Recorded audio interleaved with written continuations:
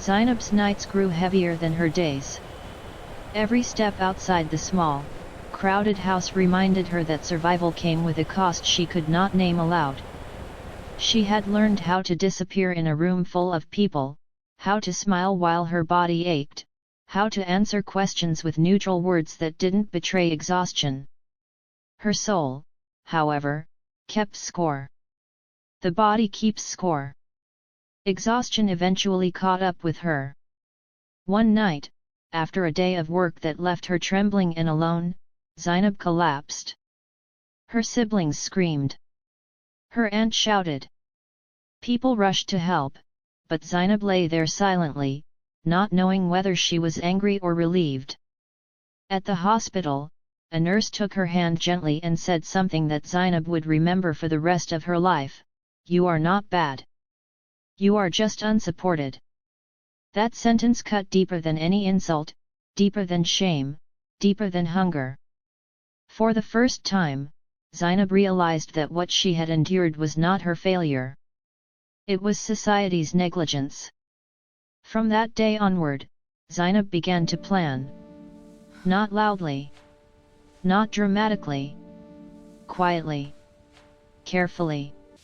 She started saving small amounts of money, hiding them in places her aunt would never think to check.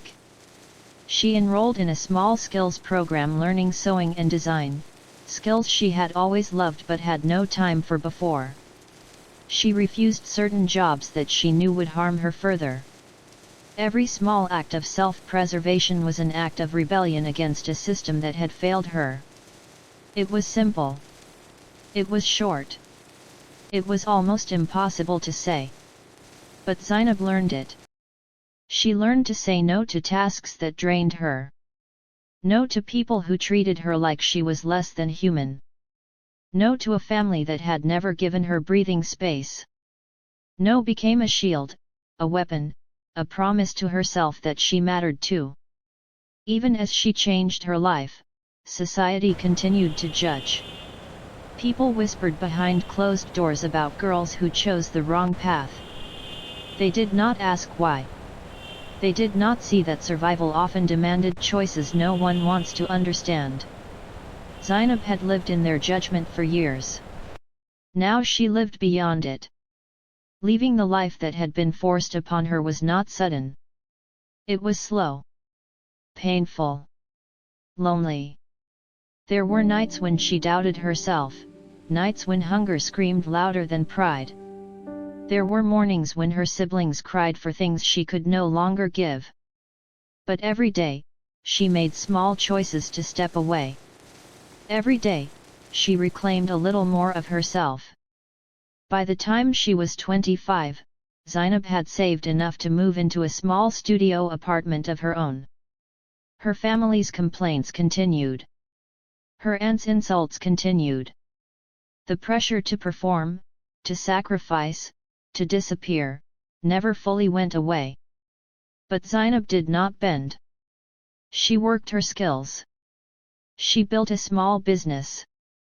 She paid her own rent, bought her own food, and finally breathed without asking permission. Zainab did not become rich. She did not become famous. But she became free. She learned that being the head of the family does not mean dying silently for them. It does not mean giving everything until there is nothing left. Sometimes, people fall not because they are weak, but because society removes every safe place to stand.